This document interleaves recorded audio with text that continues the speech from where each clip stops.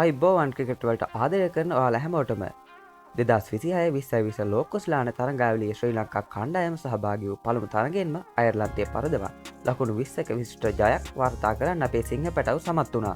Colombo R Premadasa ක්‍රීඩාංගණයේ පැවති මේ උණුසුම් තරඟයේ සම්පූර්ණ විස්තරය ගැන අපි බලමු. කාසිය වාසිය දෙනු අයර්ලන්තයේ මුලින්ම පන්දු යැවීමට තීරණය කළා.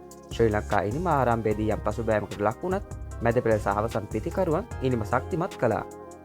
එයනු කුසල් මෙන්ඩිස් අද තරගයේ ශ්‍රී ලංකා ඉනිමේ නැංගුරුමුණේ ඔහි පන්දු 43කදී නොදැවී ලකුණු 56ක් රැස් කරමින් ඉනිමේ අවසානයේ දක්වාම රැඳී සිටියා. ඔහුගේ ඉනිමට 4 පහරවල් 5ක් ඇතුළත් වුණා. කමිදු මෙන්ඩිස් තරගයේ ගමන් මඟ වෙනස් කළේ කමිදුගේ ප්‍රහාරාත්මක ඉනිමයි. පන්දු 19ක් තුළ වේගවත් ලකුණු 44ක් රැස් කරමින් ශ්‍රී ලංකා ලකුණු පෝරුව ඉහළට ඔසවා තිබුවා. පැතුම් නිසංක ඉනිම ආරම්භ කරමින් ලකුණු 24ක් වාර්තා කිරීමට ඔහු සමත් වුණා. ඒ අනුව ශ්‍රී ලංකාව නියමිත පන්දු වාර 20 අවසානයේ කඩුළු 6ක් දැවී ලකුණු 163ක් ලබා ගත්තා. අයර්ලන්ත ඉනිම සහ ශ්‍රී ලංකීය පන්දයවන්ගන්ගේ දක්ෂතා ලකුණු 164ක ඉලක්කයක් හඹා යාමට පැමිණි අයර්ලන්තයට ශ්‍රී ලංකා දඟපන්දු යවන්නන්ගෙන් එල්ල වූයේ දැඩි පීඩනයක්. එය අනුව මහිස් තීක්ෂණ අයර්ලන්ත පළමු පෙළ සලිත කරමින් පන්දු වාර 4ක් තුළ ලකුණු 23කට කඩුළු 3ක් දවා ගත්තා.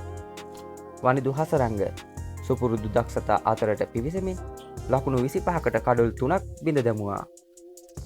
මතීෂ පතිරණ අවසාන පන්දු වාර කීපයේදී යොමු කළ යෝකර් පන්දු හමුවේ අයර්ලන්ත පසු පෙළ පිළිතුරක් තිබුණේම නැහැ. ඔහු කඩුළු 2ක් දවා ගත්තා. දුනිත් පෙල්ලාලගේ සහ දුස්මන්ත චමීර පිළිවෙලින් එක් කඩුල්ල බැගින්ද බිඳ හැලමින් සහාය ලබා දුන්නා. අයර්ලන්තය වෙනුවෙන් හැරි ටේකර් ලකුණු 40ක් සහ රෝස් ඇඩයාර් ලකුණු 34ක් ලබා ගත්තත් පන්දු වාර 19 පන්දු 5කදී සියලු දෙනා දැවී ඔවුන්ට ලබාගත හැකි වූයේ ලකුණු 143ක් පමණයි. තරගයේ සාරාංශය ශ්‍රී ලංකාව ඒ අනුව 163යි කඩුළු 6යි. අයර්ලන්තයේ 143යි සියලු දෙනා දැවී ප්‍රතිඵලය ශ්‍රී ලංකාවට ලකුණු 20ක ජයක්.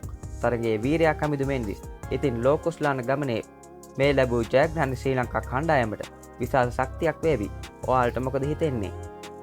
අද තරගයේ අපේ ක්‍රීඩකයන්ගේ දක්ෂතා ගැන පහලින් කමෙන්ට් කරන්න අමතක කරන්න එපා.